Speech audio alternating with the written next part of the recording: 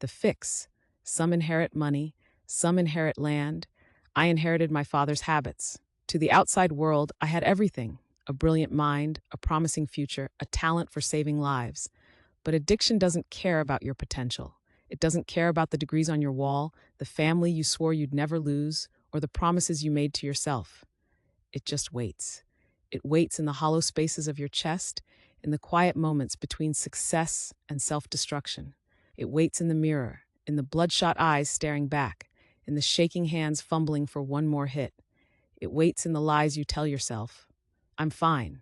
I've got this. One more and I'll stop. I told myself I'd never be like him. I was wrong. Addiction found me anyway. It started in a house full of smoke, with a Stones record spinning on the turntable and a beer can pressed into my hand. I was 10 years old the first time I got high. I didn't know it then, but that night was the beginning of everything, of the hunger, the chase, the slow unraveling of a life I thought I controlled. This is the story of how I fell, and how I had to fight like hell to get back up. Chapter 1. Smoke on the Water. The first time I got high, I was 10 years old. It wasn't planned, wasn't some great rebellion. I didn't sneak beers from the fridge like other kids or swipe my dad's stash to impress my friends. It just happened, like breathing, like learning how to walk, like something written into my DNA long before I ever had a choice. The house was thick with it, smoke curling toward the ceiling, lazy and indifferent. A Stones record spun on the turntable, the needle crackling against the vinyl between songs. Laughter rumbled low and slow, drowning out the hum of the Zenith TV.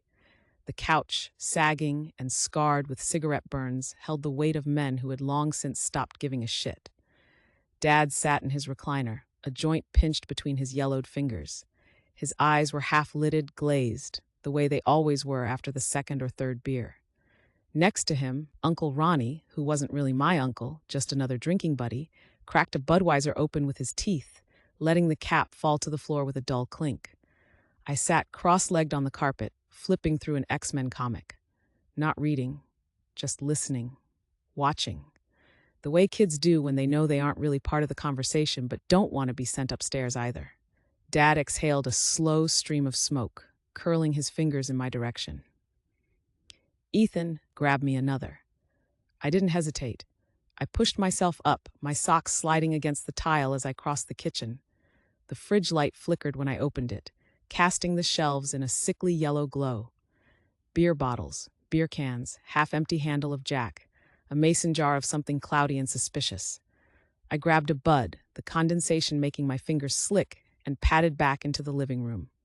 The joint had made its way around the circle. Uncle Ronnie took a long drag, holding it deep, his chest expanding slow and deliberate. He exhaled through his nose, a thin stream of gray curling like mist in the dim light. His grin widened, lazy and satisfied. "Kid's got good instincts," he said. Dad smirked, hand outstretched, fingers tapping against the can.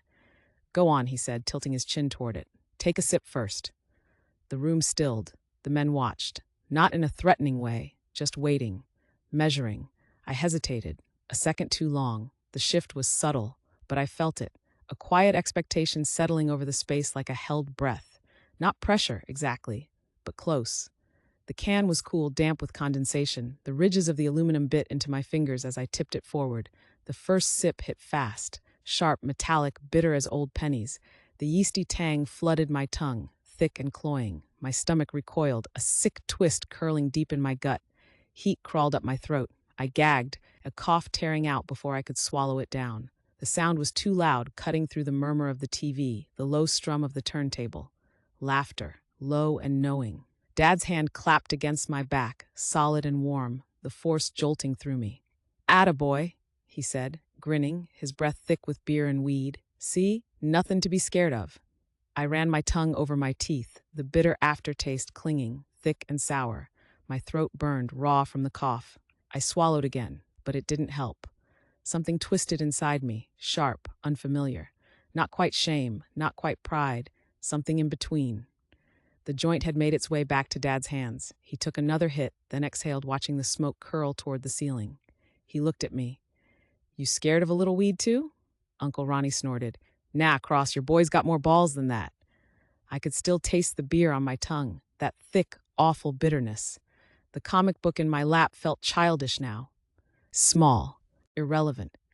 Dad held out the joint. The whole room was waiting. My fingers twitched. Dad's eyes stayed on mine, half-lidded, unreadable. No command, no pressure, just a question, a test, a way to prove I wasn't just a kid anymore. I took it. The paper was warm where his fingers had been, the tip still glowing faintly. The first inhale was like breathing in fire, hot and rough, scraping down my throat, filling my lungs like smoke in a burning house. My body rejected it immediately. My chest tightened, my vision swam, my stomach lurched. I coughed so hard my eyes watered. More laughter. "Lightweight," Uncle Ronnie muttered. "Don't you know you gotta cough to get off?" I wiped my mouth on my sleeve, blinking fast, trying to steady myself. The world tilted, but not in a bad way. The couch looked softer. The music sounded fuller. The space between my thoughts stretched wide, like the lull between waves. I passed the joint back. Dad leaned back in his recliner, stretching his arms behind his head. "First time I got high," he said. "I was younger than you." Uncle Ronnie chuckled. "Yeah, who started you?" "My old man," Dad said. "I was 6, didn't even know how to inhale." He laughed his ass off. Uncle Ronnie laughed too, shaking his head. "Shit, Cross. Your dad was a hard motherfucker." Dad's eyes flickered, something unreadable crossing his face. Then he grinned. "Yeah," he said. "He was." A pause. Then he looked at me. "See, Ethan? No harm in it." I nodded. Not because I agreed, not because I understood, because that's what you do when your father looks at you like that. The conversation moved on, but I barely heard it. My limbs felt heavy, the air thick and slow. My heartbeat drummed steady and deep in my ears. The joint made its way around again. Past me. Through me. Like I wasn't there at all. I should have been relieved, but my stomach twisted instead, like I was an outsider watching through glass. Like I was almost something, but not enough. Not yet. I wasn't sure how long I sat there, listening to their voices blend with the static of the TV, the soft crackle of vinyl, the hum of the fridge in the kitchen. At some point, Dad caught me nodding off. "Go to bed, kid," he muttered. I pushed myself up on shaky legs, gripping the arm of the couch to steady myself. My limbs felt too light and too heavy at the same time. As I made my way toward the stairs, I glanced back one last time. The room was still thick with smoke. My dad was laughing at something Uncle Ronnie had said, his beard dangling loosely in one hand, the joint smoldering in the other. He looked happy, relaxed, like he had everything he wanted. That was the night I stopped asking why. The night I learned my father's first lesson. Drugs weren't dangerous. They were expected. They were the family tradition. Chapter 2. Tisu. The first line. I shouldn't be here. The boys' bathroom at Lakewood Middle smells like piss, bleach, and the sweaty stench of too many bodies crammed into a space that hasn't been properly cleaned in years. The walls are covered in Sharpie-scrawled phone numbers, band logos, and crude drawings of dicks. The floor is slick with something I don't want to think about.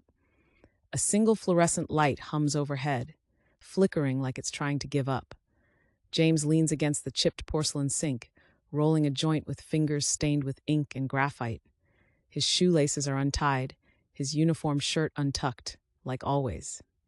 He's been my best friend since 3rd grade, back when we used to build forts out of couch cushions and trade baseball cards. Now he steals Snickers bars from the gas station just to see if he can. He's the guy who laughs when teachers threaten detention, who doesn't care about anything except pushing the next limit.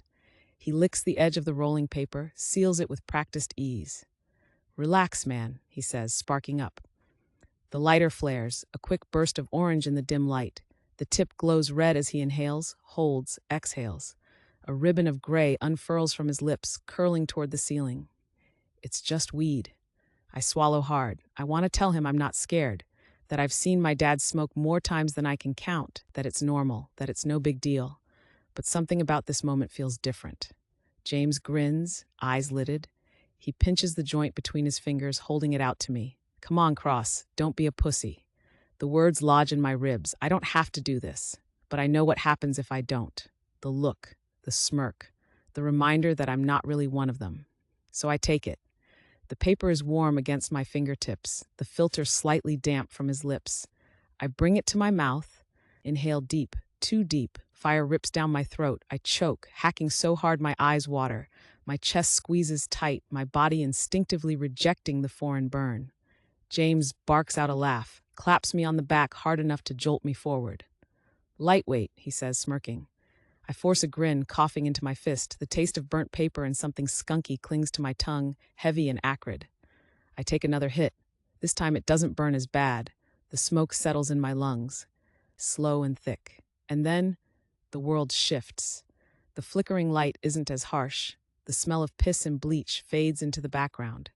My limbs feel looser, lighter, like I could melt into the cracked tile floor. I laugh, at nothing, at everything.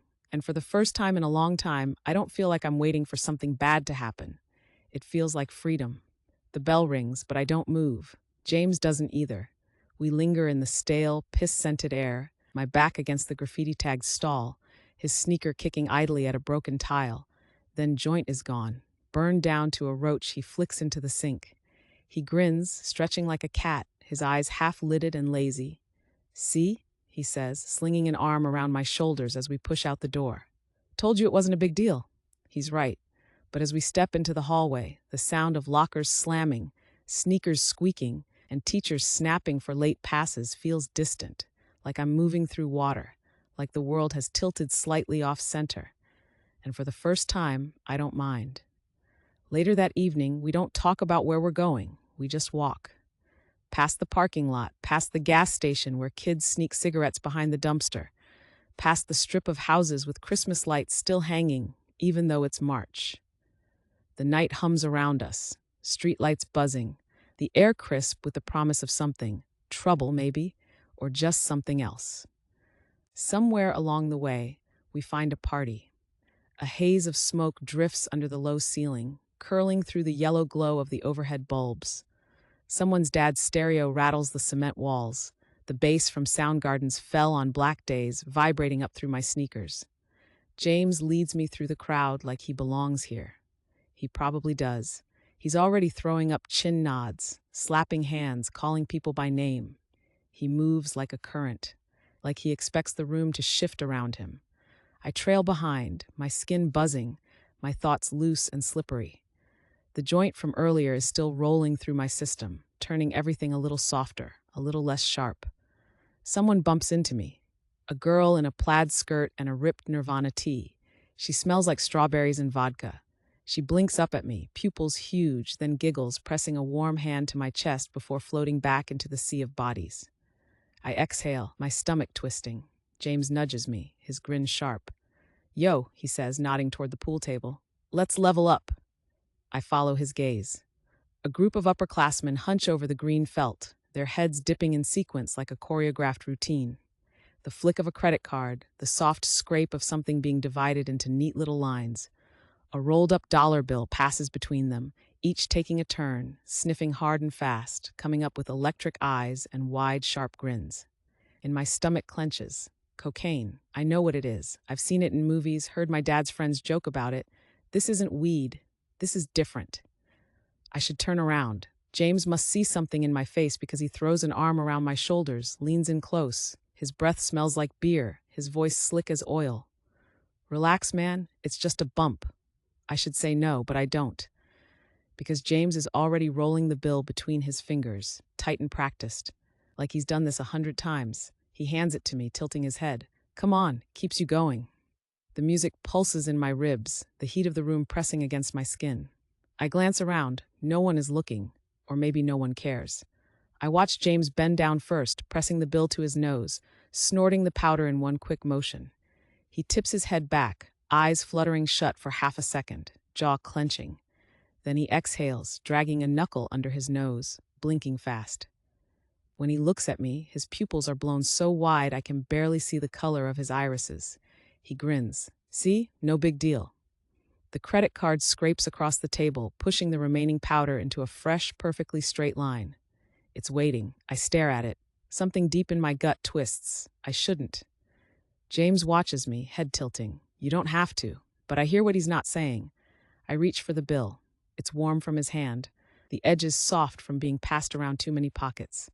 I roll it tighter, lean down. My hands are steady. I don't hesitate. I inhale. The powder hits fast, sharp and electric, rushing up my nose, burning the back of my throat. My eyes water, my pulse stutters. Then, a switch flips. The hazy fog from the joint disappears, replaced by something clean and sharp and white hot. My heart kicks up, fast, too fast, but not in a bad way. My veins feel like they're vibrating, like my whole body has been plugged into an outlet and someone just turned on the power. Everything snaps into focus. The heat in the room disappears. The bodies moving around me are clearer now, their voices sharp, their laughter bright and high and rhythmic. I feel good. Better than good. James is laughing, clapping me on the back. Told you, dude. I lick my teeth. I need more. The high doesn't fade. Not like the joint from earlier, soft and slow. This is different. Sharper. Meaner. It slams into my chest and stays there, burning bright behind my ribs. The basement is alive, louder, clearer, electric. The music pulses through my skin, through my bones. Every movement around me is magnified. The flick of a lighter, the clink of a beer bottle against the concrete, the hum of a whispered conversation, the bass of someone's laugh. James is still grinning, pupils wide, body restless. He can't sit still. Neither can I. We spend the next hour, or maybe more, I can't tell, floating through the party, bouncing from conversation to conversation, talking too fast, laughing too hard. Everything is easy. Everything makes sense. And then I blink, and suddenly we're in a car. I don't remember leaving the party. I don't remember getting into the back seat. But here I am, staring out the window, the streetlights streaking past in long golden smears. My pulse thrums, still too fast, my skin too hot. The high hasn't let me go. Beside me, James slouches against the door, foot tapping against the floorboard. He's still talking, words tumbling out fast and unfiltered, but I'm not really listening anymore, because I know where we're going. Home. And for the first time since this night started, I feel something close to dread. The front door creaks as I push it open, and my stomach drops. The house is dark, but not the kind of dark that means safety. Not the kind that means everyone is asleep, that I can sneak upstairs and collapse into bed and forget about all of this until morning. This is the waiting dark. The TV glows faintly, flickering in and out of static, casting the living room in shades of blue and gray. My mom is sprawled across the couch, one arm flung over her stomach, her mouth slightly open. Her breathing is slow and even, a faint whistle escaping between her lips. The wine glass on the coffee table is empty, except for a dark smear of red at the bottom. The bottle beside it is nearly drained. I freeze, my body too light, too jittery, too wired. My pulse pounds in my ears, too fast, too sharp.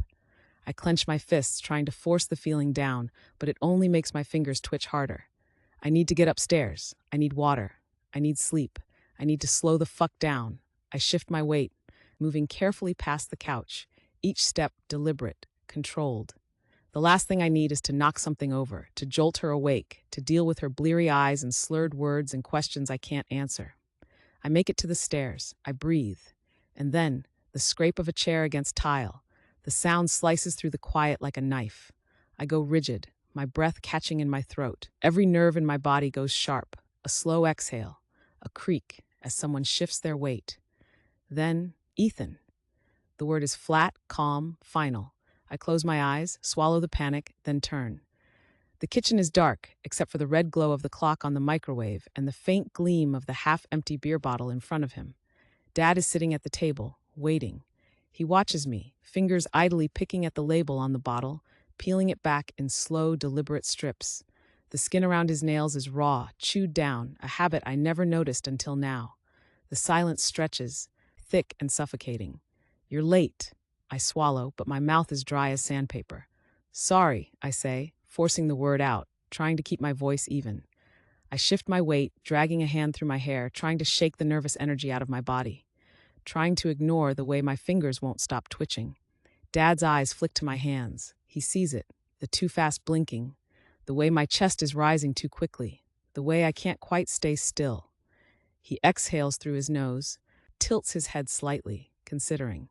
Then he leans back in his chair, lifting the bottle to his lips, taking a slow sip.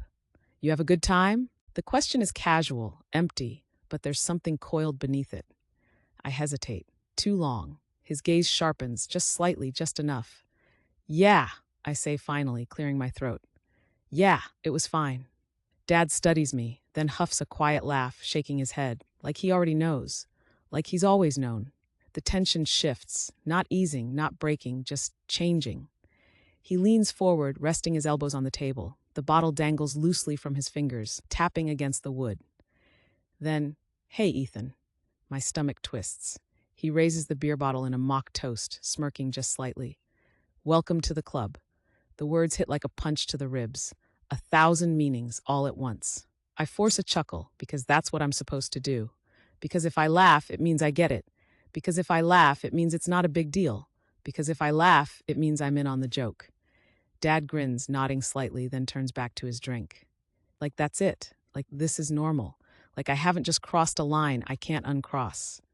I turn toward the stairs, my pulse still too fast, my hands still unsteady.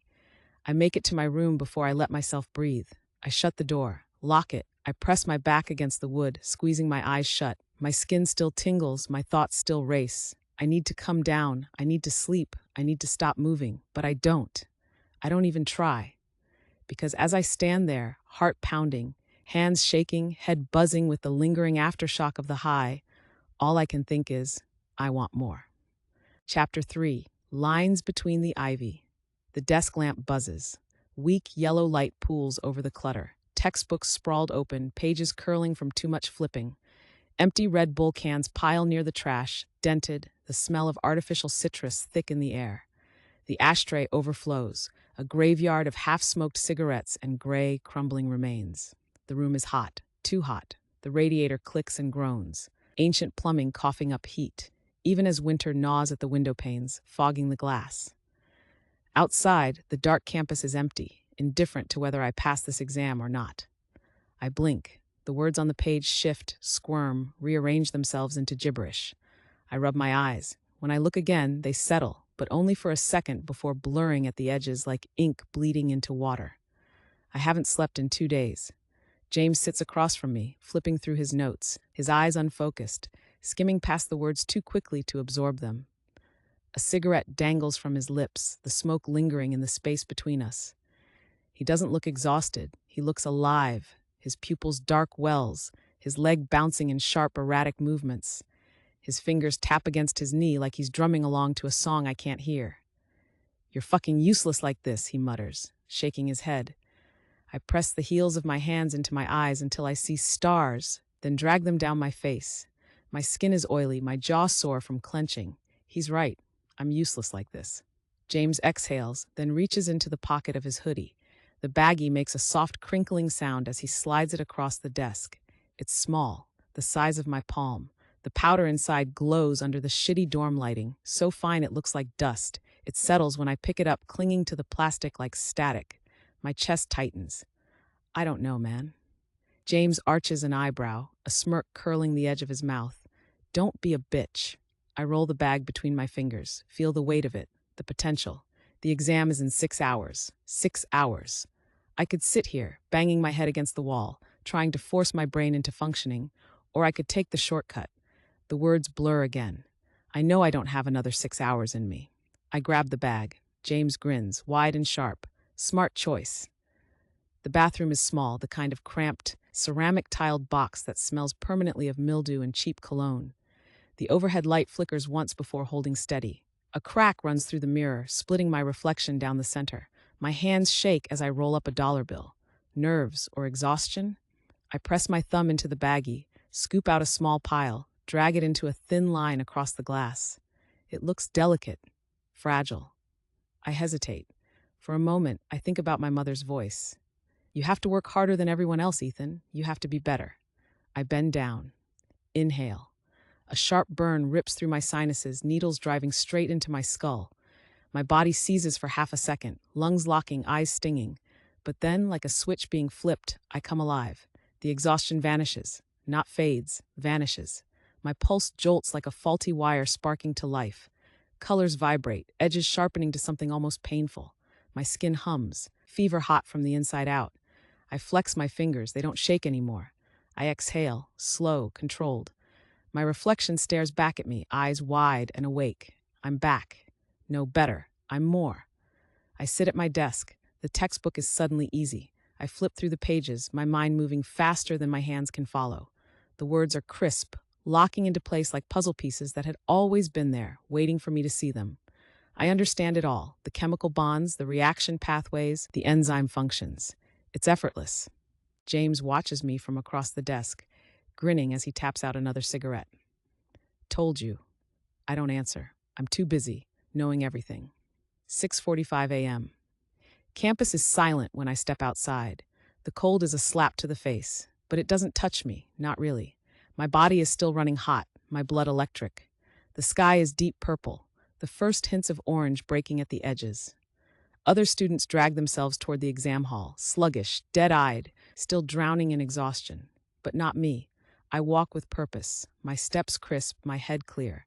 I know I'm going to ace this. I feel invincible. And when I sit down, when I lift my pen and start writing, it feels like the easiest thing in the world. Like I already have all the answers. Because I do. The thing about loopholes is, once you find them, you can't unsee them. It's not even about cheating. It's about efficiency. It's effortless, like the answers were already carved into my brain, waiting for me to find them. I ace the exam. After that, I tell myself I'll stop, that I only needed it this once. But once you see what's possible, how do you go back? Because the next test comes, and the next. And then it's not just exams, it's lab work, research papers, interviews, networking. And suddenly it's not about needing the edge, it's about never falling behind. When I finish, I walk out into the early morning, the cold air slicing across my skin. My body is still running hot, my heart thrumming with the last embers of the high. I pass students shuffling toward their own exams, faces slack, shoulders weighed down by exhaustion. They look how I felt yesterday. I don't feel that way now. I feel awake, sharp, ready. I barely remember walking back to my dorm. I close my eyes, and yet, nothing. I should rest. But instead, I think about how easy it was, and how much easier it could be. By my second year, I'm not just using anymore. I'm learning how to hack the world, how to manipulate the scaffolding that keeps the privileged afloat. Pre-med comes with perks: hospitals, pharmacies, faculty trust. Most students see the labyrinth of prescription regulations as a wall. I see it as a door, slightly ajar. All I have to do is slip through. It starts in the library.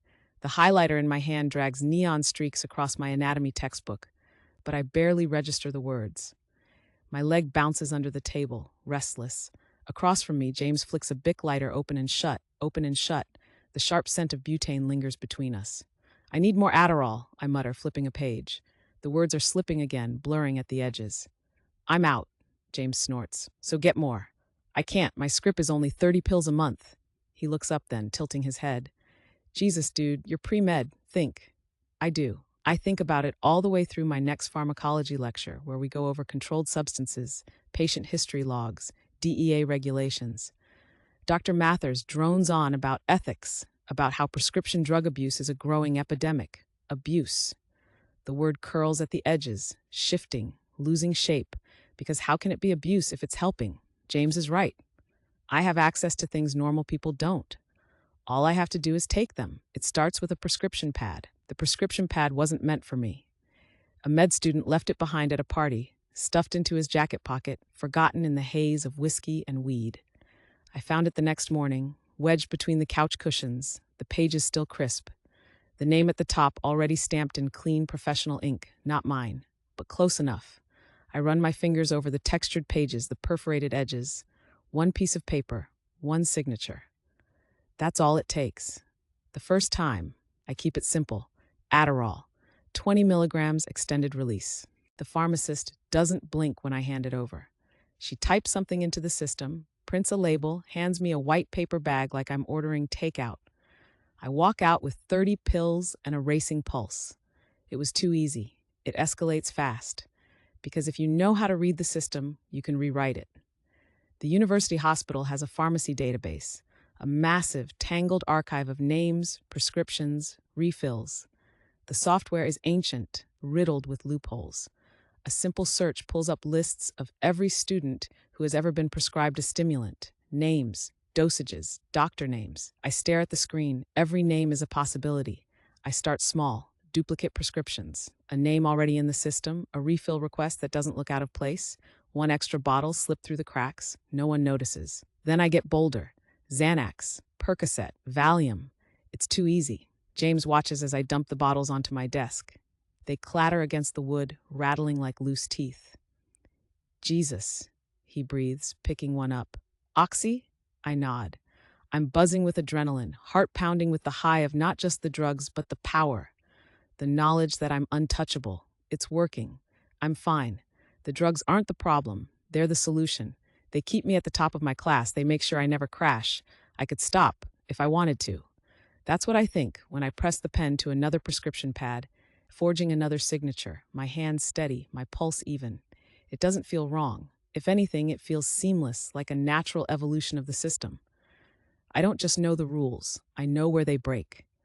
By my junior year, I'm not just taking anymore, I'm giving. The first time I take Oxy, I don't mean to. It's not for me, it's for the ones who come knocking when Adderall isn't enough. The ones who need to crash, not climb. The ones who want to float. But it's 3 a.m., and I'm coming down hard. The cocaine has burned through me, left me hollowed out, nerves stripped raw. My brain is still running, but my body is giving out. Too much wakefulness, too much light, not enough rest. I rub my temples. My head is pounding, a deep gnawing ache behind my eyes. James is already asleep, mouth slightly open, an empty beer can still in his hand. The orange bottle is sitting on my desk. I hesitate. Then I shake one pill into my palm. It dissolves on my tongue. Bitter and chalky. I chase it with the last sip of a warm beer. It takes 10 minutes. The weight in my chest dissolves, slow and syrupy. My body sinks, boneless, every nerve untangling like thread slipping from a spool. My limbs hum with warmth, heavy but distant. The headache melts, forgotten. I sink into my chair, and for the first time in days I close my eyes. By the time I hit the end of my second year, the lines have blurred completely. I still go to class. I still turn in assignments.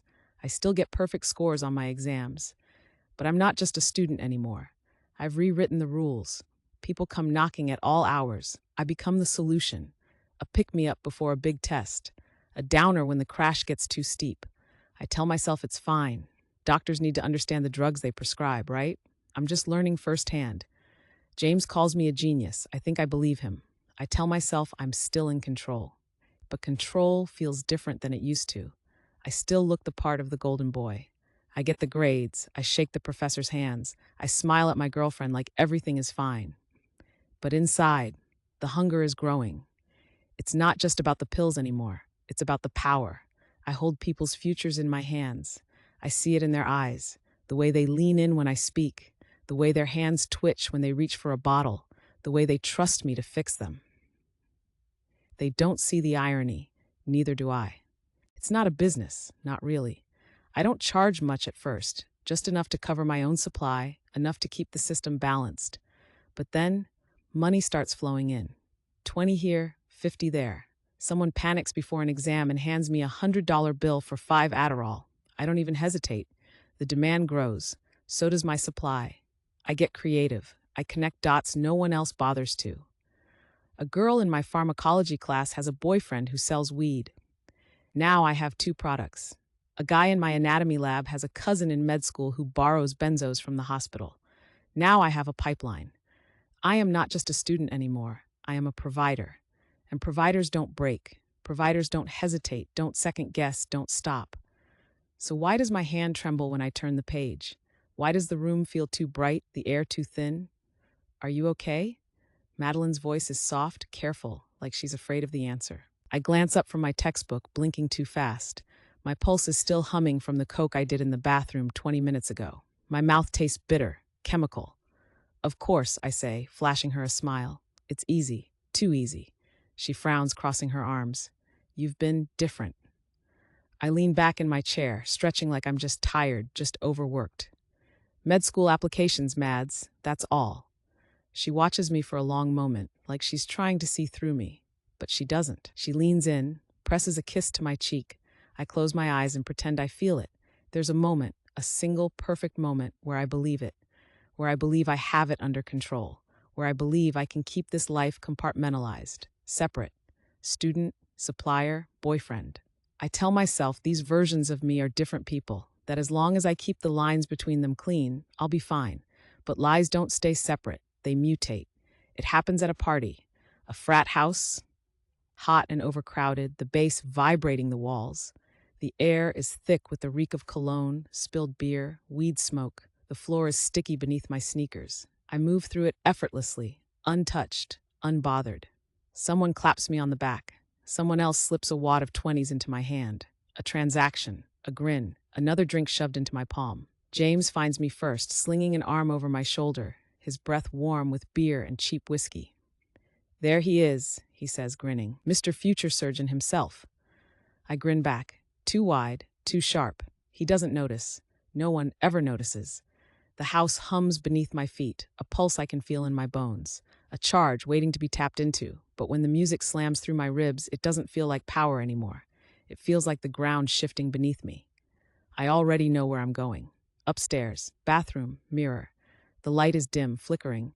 The sink is stained, the countertop littered with cigarette ash. An empty bottle of tequila tipped over, its last drops pooling in a sticky ring. The mirror is streaked with condensation. I press my hands against the sink, steady myself. My head is already buzzing, my thoughts half-formed, half-electric. My hands move automatically, rolling up a crumpled dollar bill, the familiar rhythm of it as smooth as muscle memory. A line is waiting to be cut. Sharp, white, perfect. I hesitate, not out of guilt, not out of fear, but because there's something in my chest, something unspoken, unnamed, something I can't quite reach. Behind me, the door creaks. I glance up, my eyes catching on the reflection behind me. A girl. I barely know her name. She leans against the doorframe, arms crossed, watching me. Watching the dollar bill in my fingers, the way my body hovers over the counter, the way I haven't moved in too long. She tilts her head. "You sure you know what you're doing?" The question is so unexpected, so out of place that for a split second it pierces through the high, through the haze, through the illusion of control. For half a second I feel transparent, like she sees something I don't want her to see. I exhale, let the feeling pass. I reach for the card in my pocket, drag its edge through the powder. Quick, precise. The practiced rhythm of it as smooth as muscle memory. A line, sharp, white, perfect. I bend down, inhale. The burn is instant. My nerves ignite, my skin tingles, my blood roars. The world sharpens, narrows, locks into place. The exhaustion, the indecision, the cracks in the lie, all of it disappears. I wipe my nose, straighten, finally looking at her. She's still watching. I smirk. "I'm going to be a doctor," I say, voice smooth, effortless, unshaken. "Of course, I know what I'm doing." She laughs, but it's not real. Neither is anything else. Outside the bathroom, the party rages on. A mess of sound and movement, bodies pressed together, neon lights pulsing in time with the bass. Laughter spills from the kitchen, wild and slurred, someone screaming the words to a song no one else is singing. I step back into it, but something is off. The high should be perfect. It should have snapped everything back into place. But instead, the world feels tilted, like I've stepped into a room where the floor slants just enough to make you feel uneasy, but not enough to be sure it's real. Someone shoves another drink into my hand. I take a sip, vodka, cheap vial, but the taste is wrong. Too sweet, too strong, too artificial. I set it down. I press my fingertips to my temple, exhale slowly.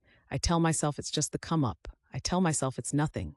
But when I glance up, I catch my reflection in the dark window across the room, and I don't recognize myself. For a long second, I just stare. My pupils are blown wide, my face too sharp in the dim light. My skin looks stretched too thin, like someone carved out the real me and left only this version. This version that never sleeps. This version always finds a fix, always claws for a way out. This version isn't real. The bass rattles through my ribs, laughter slipping in and out of focus. I step back into the party. The kitchen is too bright, the hallway is too tight, too much light, too many bodies. I push past them, drift toward the back of the house where the air is thinner, the noise more distant. That's when I see it, my reflection in the dark window. The hum at the back of my skull grows louder. The music pounds through my ribs, through my bones. It doesn't feel like control. It feels like falling forward, like bracing for impact, like the snap of a frayed wire, seconds before it gives. I tear my gaze away. James, another drink. I throw my head back and swallow the night whole. The lie holds, but for how much longer? Chapter 4, White Coats and Dirty Hands. The graft material is cold, not numbing, not the creeping chill of winter air slipping through a cracked window. This cold is different. absolute clinical, the absence of life, a preserved cadaver limb prepped for dissection, a vessel for practice, a lesson in precision. The overhead surgical lights hum, bright and sterile, casting sharp shadows against the steel table. The air is thick with antiseptic, the chemical bite clinging to the back of my throat, the same scent that lingers in the OR, the same scent that seeps into my skin after hours of surgery. Priya and I stand across from each other, gloved hands poised, the cadaver's arm lying motionless between us. She exhales softly, her fingers flexing like she's shaking something off. Her scalpel hovers, just for a second before she presses forward. A hesitation so slight, most wouldn't notice. But I do. Mathers watches from the head of the table, sleeves rolled up, his white coat crisp against the dull green tiles. A mentor. A man who has spent decades breaking bodies apart and putting them back together. His gaze is sharp, assessing, not just the cadaver, but us. We are third-year residents, still being shaped into surgeons, and today he is the sculptor. Today we're working on vascular anastomosis, he says, running a gloved finger along the forearm. Your goal is to suture a synthetic graft segment onto the preserved artery, creating a seamless anastomosis. He pauses. His gaze sharpens. Of course, this isn't a true anastomosis. There's no blood flow, no endothelial response. What you're learning here is placement, precision. In a living patient, the vessels would pulse against the needle, leak if you're careless. But if you can master the mechanics here, you'll stand a better chance in the OR. His voice is even, practiced. The kind of voice that has narrated 1,000 dissections, 1,000 surgeries, each one a rehearsal for the next. I roll my shoulders back, adjusting the weight of the scalpel between my fingers. The steel is cool, perfectly balanced, an extension of my hand. The first incision glides too smoothly, the blade slicing through flesh that should resist but doesn't. No blood, no tension, no fight. Just layers peeling back, yielding without protest. Beneath the web of fascia, muscle fibers lie in neat, corded strands, frozen mid-motion. I trace the faint blue line of a vein with my forceps, feeling the slight give as I free it from the surrounding tissue. It holds its shape, but there's no pulse, no pressure. Just a hollow vessel waiting to be worked. The radial artery is thinner than I expect, flattened by preservation. In a real patient, it would push back. Pulse beneath my fingers. Fight the scalpel. Here, it just waits. Empty. Passive. I reach for the fine silk of the suture, the delicate thread waiting between my fingers. This part is muscle memory. The rhythm of the knot, the steady pull of the stitch, the precise, deliberate motion of the needle piercing flesh that will never fight back. Dr. Mathers watches closely, his sharp eyes tracking each movement. Not bad. Keep your wrists looser. Too much tension and you'll crush the vessel before you even start the graft. I adjust slightly. Minimal correction, but noticeable. The muscle memory is there, the precision is there, but the feeling, nothing. Just the incision, the silence of it, the absence. Across from me, Priya shifts slightly, just enough that I notice. You good? I don't look up. She swallows. Yeah, she's lying. Her fingers tighten around her forceps. She never liked working on cadavers, not because of the death, but because they don't respond. No pulse, no warmth, no fight. Just weight under her hands, indifferent and still. It used to surprise me, not anymore. Priya is good at what she does. Calm, competent, meticulous. But something about the stillness unsettles her. It doesn't get to me. I press my fingers against the exposed artery, tracing its path through the stiffened muscle. It should be full, pulsing, fighting. But here, it's collapsed, flattened by the weight of preservation. For half a second, I close my eyes, just long enough to imagine it. The thrum beneath my fingertips, the rush of life moving under the surface. But when I open them, there's nothing, just the incision, the vacancy of it, the quiet. Dr. Mathers nods once. Well done, Cross. I strip off my gloves, let them snap against my wrists. My pulse is steady, my breathing even. This comes easy to me, like it was always supposed to, like it's in my blood, like it's inevitable. I toss the gloves into the bin, scrub my hands at the sink, watching the water swirl faintly cloudy, tinged with something that isn't quite blood but isn't clean either. The last remnants of the lesson. Tissue residue, maybe, or just the ghost of something deeper. The cadaver's arm still lies open on the table, but I don't look back. Priya peels off her gown with careful, deliberate movements, her shoulders tense. She doesn't meet my eyes. I don't blame her. The dead don't get to her, but something about the finality does. I dry my hands, flex my fingers, roll the tension from my shoulders. I should leave. Should head back to the apartment, maybe pretend to sleep. But there's something else pulling at me, something unfinished. I push through the double doors into the corridor. The hospital is quieter at this hour. Only the distant murmur of voices from the nurses' station, the occasional squeak of a gurney wheel echoing down the halls. Fluorescent lights hum overhead, sterile and cold, washing everything in a dull yellow glow. My feet move before my brain catches up, past the elevators, past the break room, where a half-drunk cup of coffee sits abandoned on the counter, its surface a stagnant, oily sheen. My path is familiar, too familiar. I glance toward the medication room, tucked just past the nurses' station, a secured space, restricted access. I shouldn't have a reason to go in there this late, except of course I do. I swipe my badge, the door clicks open. Inside, the Pyxis machine hums softly under the glow of fluorescent lights. A flaw in the system, a loophole waiting to be exploited. I tap my badge against the scanner. The screen blinks to life. Welcome, Dr. Cross. I scroll through the medication list, fingers moving with easy confidence. Morphine, midazolam, fentanyl. Names I know like second nature. Technically, I could pull something under a patient's name, borrow a dose meant for post-op pain, let it quietly disappear into my pocket. But that's messy. Too easy to trace, too easy to explain away, but not erase. Instead, I go for the safer option. Override. Emergency release. The system hesitates. A warning pops up. This action requires a secondary verification. I don't even blink. Cosign required. Verify attending or second resident. Dr. Beckett's credentials still logged from a rushed verification earlier in the shift. He hadn't logged out. He never does. A second later, the screen confirms, override approved. Just like that, the drawer unlocks. Inside, the vials are lined in perfect rows, each one a neatly labeled promise. A transaction waiting to happen. A new branch of my empire waiting to bloom. I skim the labels, my brain already calculating. Oxy, Perks. A fentanyl patch that could turn a profit if I found the right buyer. The trick isn't just taking, it's taking without leaving a void. A full bottle gone is suspicious. A few doses missing, that's just bad inventory management. Healing, I slip 3 vials into my pocket, pressing them against my thigh so they don't rattle. The fabric is thick enough to keep them hidden, my coat loose enough to hide any outline. In, out, no evidence, no hesitation, just like always.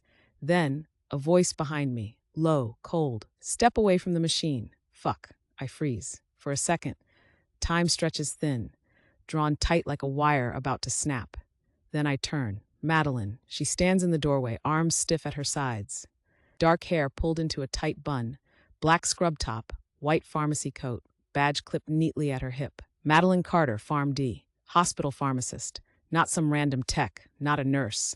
The one who tracks every narcotic that moves through this place. Her gaze flicks to the Pyxis screen, still glowing, to the open drawer, to me. She sees everything. The math is easy. Her jaw tightens. What the hell do you think you're doing? I roll my shoulders back, keep my expression smooth, unreadable. Restocking. Her eyes flick to my gloved hands. Bullshit. I huff a quiet laugh, shake my head. It's not what it looks like. Her voice doesn't waver. Then tell me what it is. I don't answer. I don't need to. She already knows. Her arms are still crossed, but I see the tension in her fingers, digging into the sleeves of her coat, knuckles pale. She knows exactly what this is, but she doesn't want to be the one to say it out loud, because once she does, it's real. Jesus, Ethan. She exhales sharply, like she's trying to steady herself. She should walk away. She should pretend she didn't see anything. That would be the smart thing, the easy thing. But Madeline was never good at easy. Her voice drops lower, sharper. You don't just override the system and steal fentanyl like it's a fucking energy drink. You get that, right? I arch a brow. Define stealing. Her expression darkens. Are you serious right now? I tilt my head slightly. Mads? No. Her voice is sharp, cutting through the cold air like a scalpel. You don't get to call me that. You don't get to act like this is some joke. She breaks off, inhaling sharply, recalculating, trying to figure out how to play this, how to handle me. Her fingers twitch at her sides. She doesn't want to be involved in this, but she already is. She takes a slow step forward, lowering her voice like that's going to make any of this less real. Do you even realize how fucking stupid this is? I smirk. I don't know. Define stupid. She gestures sharply to the open Pixis drawer. Her voice nearly a whisper now, like saying it out loud is the real crime. This isn't sneaking Adderall from a roommate, Ethan. This is criminal. There's something about the way she says my name, the weight of it, like she's trying to shake something loose, like she's trying to find the version of me she remembers. The one that used to play by the rules, the one that used to exist before all of this. I hold her gaze, let the silence stretch. Then, slowly, deliberately, I step forward, close the drawer, log out of the system, smooth, unshaken. You didn't see anything. Her eyes flash. Ethan, I step past her, close enough to catch the faint scent of her perfume, something soft, citrus and vanilla, too light for a room like this, too clean. She doesn't move. I pause in the doorway, just for a second. Then I glance back, a small, easy smirk tugging at my lips. This is exactly me, and then I walk out. My body already knows where I'm going. James is waiting. The apartment looks untouched, like it belongs to someone who has their life together. Everything in its place. Nothing out of order. Hardwood floors, sleek furniture, recessed lighting that casts everything in a clean, controlled glow. The kind of place that says stability. Not too flashy, but curated. Every piece of decor, every neutral-toned throw pillow, every glass whiskey tumbler on the bar cart, it all looks intentional, like it belongs in a magazine spread for young, successful professionals. It's an illusion. The cracks are everywhere, but only if you know where to look. I know where to look. The coffee table still holds the remains of last night, an empty Adderall blister pack, peeled open like a wound, next to a half-finished glass of bourbon. The liquor has dulled, the sharp scent clinging to the air, mingling with something stale, something burnt. Across the room, a neat row of medical textbooks lines the shelves, a facade of discipline. The real ones, the ones I actually use, are stacked on the floor, their spines cracked, pages warped with coffee stains, corners dog-eared from too many sleepless nights. My desk near the far window looks clean at first glance. Open a drawer and the illusion shatters. Hospital schedules, prescription slips, patient logs, crumpled, sweat-smudged, shuffled together like a losing hand of cards. Half of it is legitimate. Half of it shouldn't exist. James doesn't ask questions. He's sprawled on the couch, limbs draped over the cushions like he was born there. The TV flickers, casting ghostly blue light across his face. A joint burned to the filter smolders in the ashtray. The air is thick with it. Burnt weed, sweat, the metallic tang of something chemical. A beer rests on the floor beside him, condensation pooling around the bottle's base. He glances up, slow and heavy-lidded. You look like shit. I don't answer. Just drop my bag by the door. The weight of it, of everything, drags at me.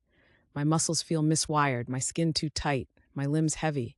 My scrubs cling, damp with sweat, trapping the antiseptic stench against my skin. But underneath, there's something sharper, something synthetic, something wrong. I make it halfway down the hall before the walls tilt, or maybe I do. The ground shifts, unsteady, like stepping onto a moving train.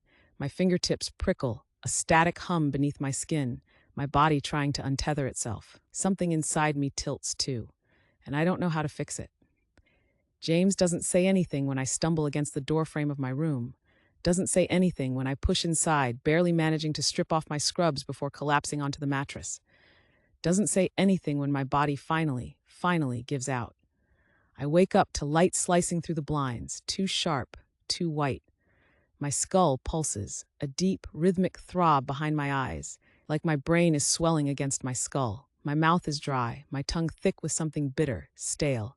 The ghost of sleep, of breath gone sour, of a night I barely remember. I don't move. Not yet. My mouth is dry, my tongue thick with something bitter stale. The ghost of sleep, of breath gone sour, of a night I barely remember. James is moving somewhere in the apartment. A distant rustle, the metallic pop of a beer can opening, the faint laugh of the TV. I need to get up. I need to be sharp. I reach for the nightstand before my brain fully catches up, fingers closing around the orange bottle before my eyes even open. Muscle memory. Routine. The label's been scratched off, but I already know what's inside. Adderall, 30 milligrams, lifted from an unclaimed post-op script. Nobody asks about leftover pills. I swallow it dry. My stomach clenches in protest, but I don't give it a choice. I press the heels of my hands into my eyes, trying to shove the haze back down, wait for the shift. The moment where the fog lifts, where my mind sharpens, where my body catches up to what's being asked of it. The morning after lull is the worst part. The time between the crash and the reset. The stretch of minutes where I'm not quite myself. Just weight and ache and the leftover scraps of whatever the hell I was running on last night. My skull pulses, slow and heavy, like my brain is swelling against my skull. My tongue feels thick, dry, coated in something bitter. I hate this part. I push myself upright, my spine protesting with a slow, dull ache. My jaw is tight. Was I grinding my teeth again? Probably. I roll it once, but the stiffness lingers, buried deep. My muscles are sluggish, like they haven't caught up to the fact that I'm awake. Yesterday's scrubs are on the floor, discarded in a heap. I should have tossed them straight into the laundry, should have showered before I collapsed. Now they reek, hospital air, antiseptic, sweat, something stale and metallic curling into my nose. I shove them into the hamper with my foot, but the scent clings, stubborn. The bathroom. That's the next step. The counter isn't as pristine. Prescription bottles line the edge in a neat row, like little soldiers waiting for orders. Some still tied to patient files, their refills never picked up. Some prescribed by attendings who never double-checked their charts. I grab my toothbrush, squeeze too much paste onto the bristles. It foams thick in my mouth, sickly sweet, clashing against the stale chemical taste on my tongue. I scrub harder, but the feeling doesn't go away. Rinse, cold water, splash against my face. The shock of it clears a fraction of the fog. Not enough. I drag a hand through my hair, push it back, force myself to meet my own gaze in the mirror. My pupils are blown too wide. My eyes are bloodshot, rimmed with exhaustion. My skin looks stretched too thin. I look at myself the way I'd look at a patient on an exam table. Detached. Clinical. The Adderall is kicking in fast. Faster than it should. My pulse steadies first. My vision starts to sharpen, the sluggish haze peeling back. My headache dulls to something manageable, background noise. The exhaustion doesn't leave, not yet, but it starts to get pushed back, compressed into something smaller, something ignorable. Better. Not good, but better. I step out of the bathroom just as James calls out from the kitchen. His voice is too casual, too unconcerned. Yo, round start in 30 minutes. The world catches up all at once. I exhale slowly, setting the pill bottle down with careful precision. Then I smile like everything's fine. Plenty of time. The cold air outside slams into me the second I step out of the apartment. Sharp, sobering. I roll my shoulders against the early morning bite, but it does little to shake the weight pressing down on me. The streets are still slick from last night's rain, the pavement shining under the washed-out morning light. I should have left earlier. Should have given myself time to grab a coffee, to shake off the remnants of sleep still clinging to my limbs. But time slipped too easily this morning, dragging with it the last shreds of night. James barely glanced up when I walked out. Just a lazy stretch from the couch. A half-muttered, "Try not to kill anyone today." I didn't respond. Didn't have it in me. The drive to the hospital is a blur. Red lights, green lights, the dull rhythm of traffic moving around me. My fingers drum absently against the steering wheel, the energy from the Adderall threading through my system, tightening my focus, sharpening the edges of the world. By the time I pull into the parking garage, the transformation is almost complete. Ethan Cross, the exhausted, strung-out mess from last night, he stays in the car. Dr. Cross, the competent, unshakable resident. He steps out. I straighten my coat, adjust my stethoscope, and push through the sliding doors. The scent of disinfectant and stale coffee hits immediately, threading through the air like a second skin. The hospital is already in motion. Nurses moving between stations, doctors scribbling orders, the quiet, constant hum of machines. It's a rhythm, steady and predictable, a rhythm I know how to step into. I nod at the nurse at the front desk as I grab my clipboard. Rounds start now. The fluorescent lights in the hospital corridor feel too bright, too sharp, slicing through the lingering fog in my brain. The Adderall has finally done its job. My hands are steady, my mind razor sharp, but there's still something brittle about my focus. Something stretched too thin. I push it down, step into the rhythm. My patient list is printed in crisp black ink on my clipboard. One name catches my eye: Riley Patterson, female, 62. Post-op day 3 following a laparoscopic cholecystectomy. What should have been routine, except it isn't. There were complications, a bile leak, an infection, nothing that couldn't be managed. At least that's what I told her family yesterday. I pull back the curtain to her room and step inside. The scent hits me first, stale antiseptic and something sour beneath it. The kind of smell that clings to post-op patients who've been sweating through fevers, their bodies fighting against something unseen. Riley is propped up against a nest of hospital pillows, her skin sallow under the fluorescent light, a thin sheen of sweat clinging to her forehead. Her breaths are shallow, uneven. I can hear it in the way she exhales. Something wet, something wrong. Her husband is at her bedside, hunched forward in one of those uncomfortable hospital chairs, his hands wrapped around hers.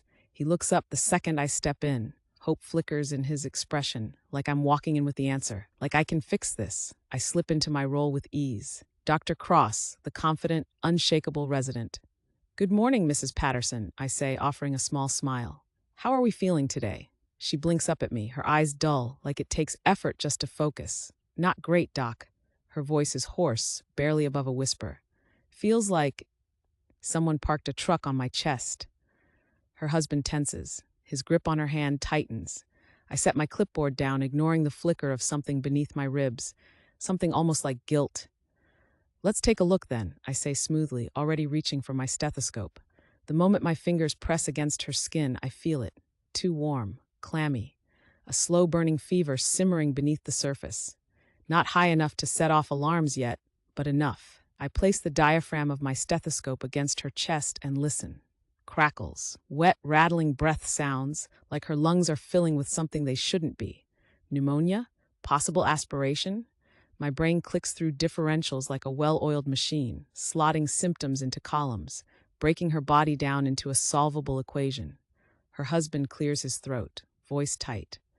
"Doctor? She was supposed to be getting better." I lift my stethoscope away, my face smooth, unreadable. She's had a bit of a setback, but we're monitoring her closely. I'm going to order a chest x-ray and some labs just to get a better picture of what's going on. The truth is, I already know. The infection is spreading. She's sliding in the wrong direction. I adjust my tone, careful to keep it even. "Have you been able to eat or drink anything this morning, Mrs. Patterson?" She gives a weak shake of her head. "Tried," she rasps. "Came right back up." I nod like I expected it, because I did. Her husband scrubs a hand down his face. "Should we be worried?" I meet his eyes, steady, controlled. This part is easy. "It's good that we caught this early," I say smoothly, like I'm handing him a lifeline instead of carefully managing his panic. "We'll start her on some stronger antibiotics, get her fluids up, and keep a close eye on her oxygen levels. Right now, our priority is making sure her lungs stay clear." He exhales slowly, nodding, believing me. I make a few more notes in the chart. Adjust her IV fluids. Pretend I don't notice how frail her wrist looks against the white sheets. Pretend I don't hear the rasp in her breathing. "Rest up," I tell her, offering another easy smile. "We'll check in again soon."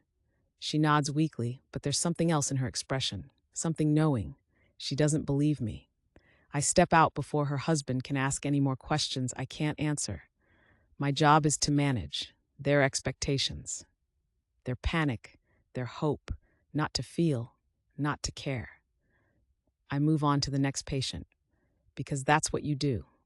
I don't think about Mrs. Patterson on my way home, not about her fever creeping higher, not about the way her husband's fingers tightened around hers like he was holding her together with nothing but sheer force of will, not about the way she looked at me like she already knew the truth I hadn't said aloud.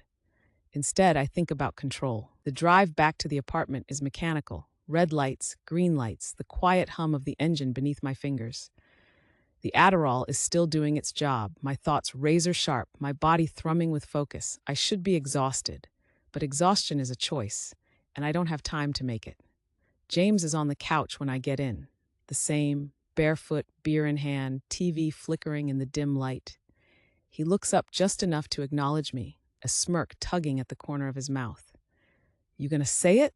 he asks. I drop my bag by the door, roll the tension from my neck. Say what? He tips his bottle toward me. That you're a goddamn machine.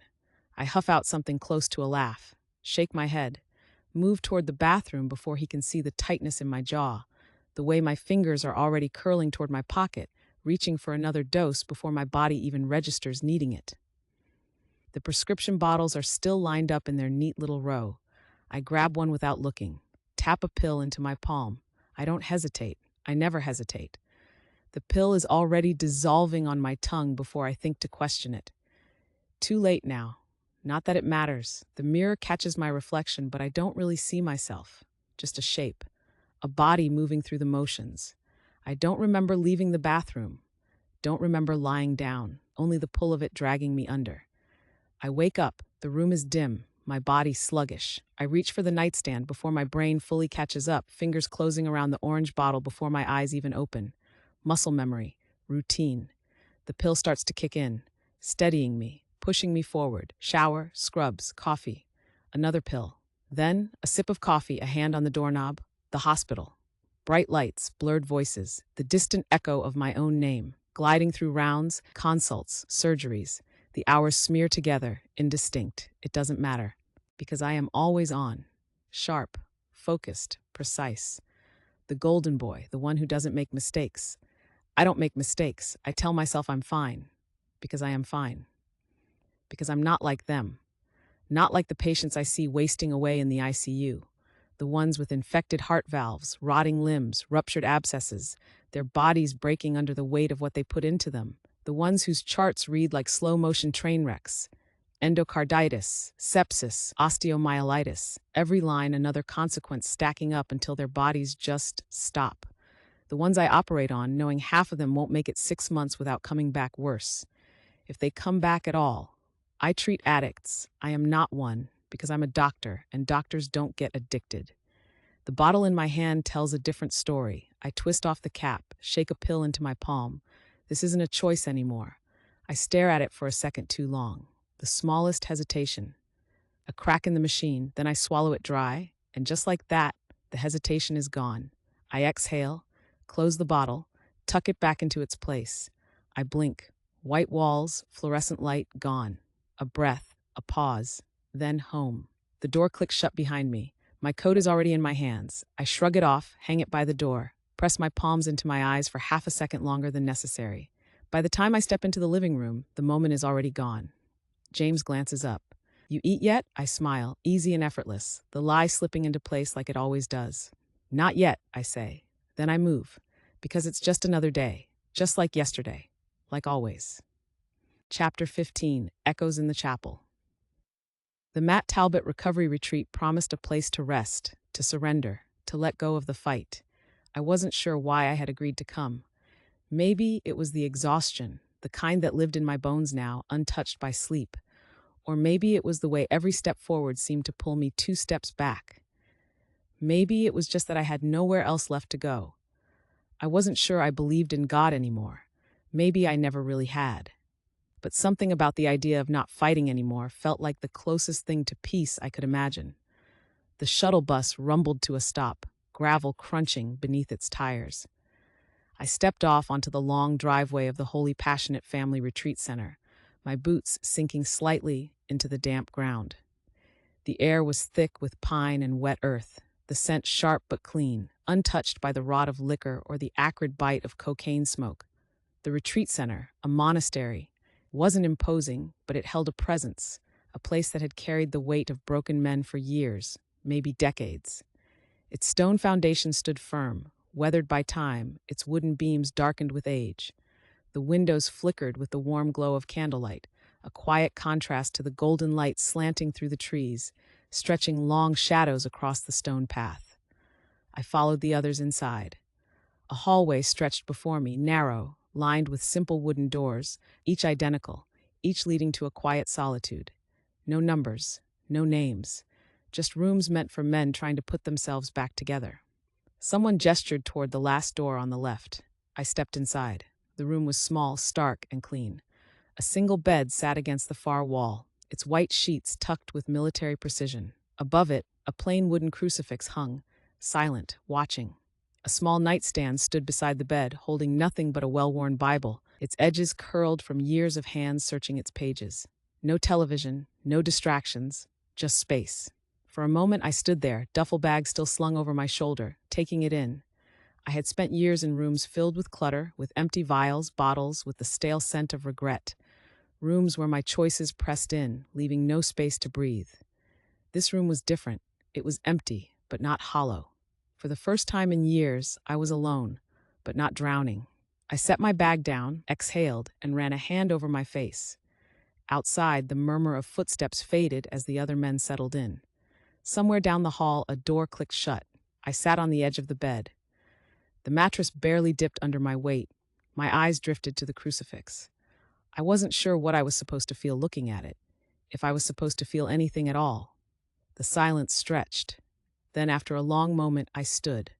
The hallway was quieter now, the shuffle of movement replaced by the distant hum of voices from the chapel. I followed the sound down the corridor, where the narrow passage opened into a long, solemn chapel. The air was thick with the scent of melted wax and aged wood, the hush deeper than silence itself. I hesitated at the entrance, my fingers tightening around the strap of my backpack. I could turn back, walk away. Instead, I stepped inside. In the center of the room, a plain wooden altar stood, unadorned but firm. No carvings, no elaborate design. Just a simple slab of wood, its purpose clear: to bring men to their knees, not to elevate one above another. Lining both sides of the chapel, simple wooden chairs faced inward, their frames worn smooth from years of restless hands gripping the edges.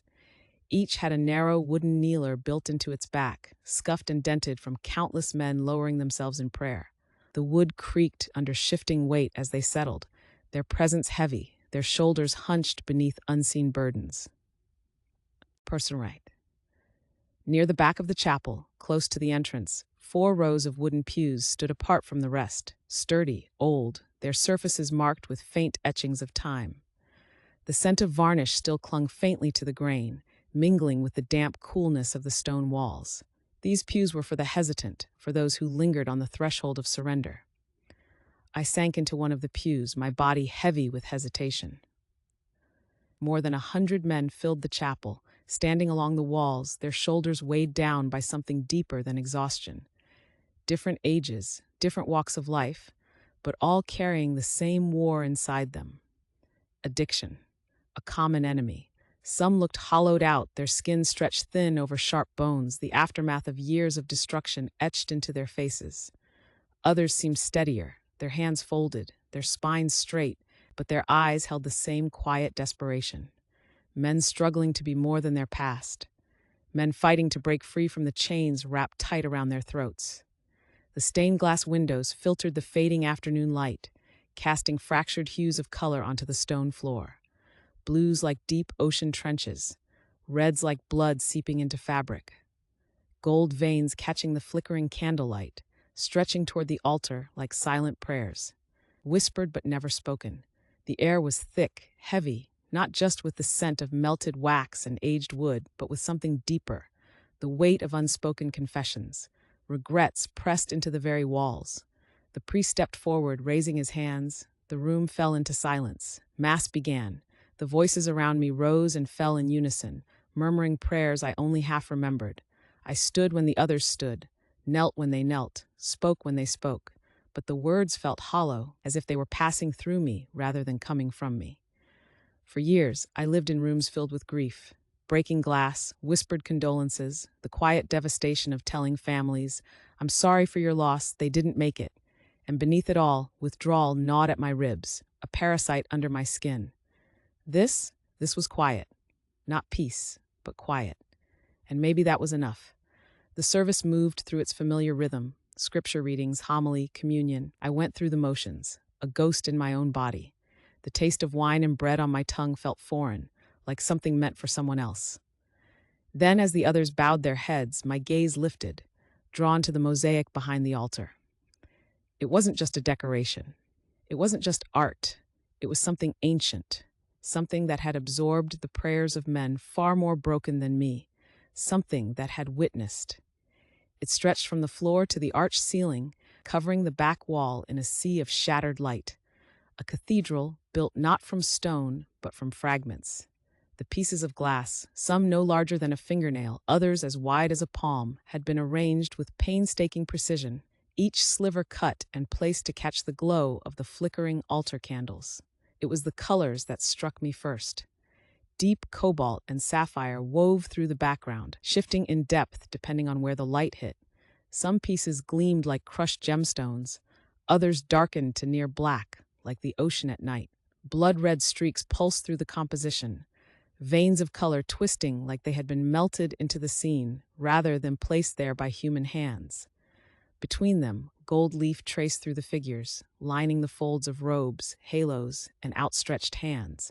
Divine energy barely contained. At the center stood Christ, not the suffering Christ of the crucifix, but the risen Christ, his arms open, his face caught in the faintest tilt of sorrow and serenity.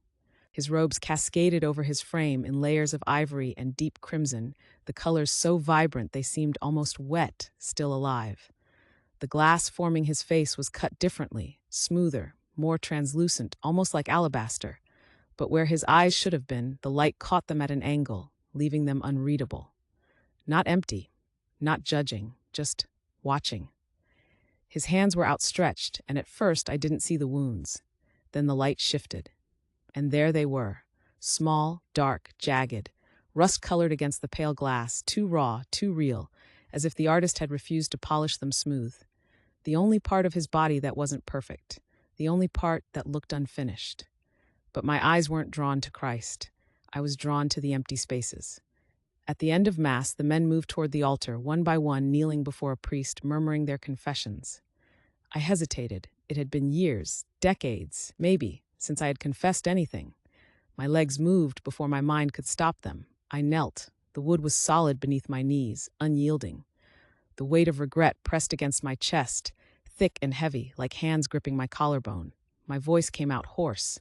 "Forgive me, Father, for I have sinned." I expected my usual defenses to rise, to keep things vague, controlled, distant. A recitation rather than a reckoning. But something in the air, in the silence between us, made me let go. "I've hurt people," I whispered. "I've lied, stolen, let people down. I've thrown away every good thing that's ever come into my life. I don't know how to stop screwing everything up." The priest didn't move, didn't flinch. His hands rested in his lap, his expression unreadable. When I finally stopped speaking, throat raw, I waited for penance, a command, a set of prayers to wash the dirt off my skin. Instead, the priest exhaled slowly. "It sounds like you've already been to hell." The words settled rather than struck. A slow, quiet wait. Then, "Just pray. No punishment, no absolution, just an invitation to sit in my own wreckage and reach for something beyond it." I exhaled sharply and something inside me cracked, a deep splitting ache that felt like a rib giving way under pressure. And then I was crying. Not just tears. Sobbing, raw and uncontained, the kind of crying that steals breath, that wrenches something loose from the pit of you. I hunched forward, my hands gripping my knees as the years, addiction, failure, regret began to loosen their grip, unraveling in slow, aching release. One by one, the tears burned through me, carving channels into the person I had been, eroding the justifications, the lies I had told myself. The chapel emptied, footsteps faded. The silence pressed against my skin, curling into the spaces between my ribs, but filling my lungs with something heavier than air. But I stayed. The silence wasn't hollow. It pressed against my skin, filling my lungs with something heavier than air. Slowly, I stepped forward.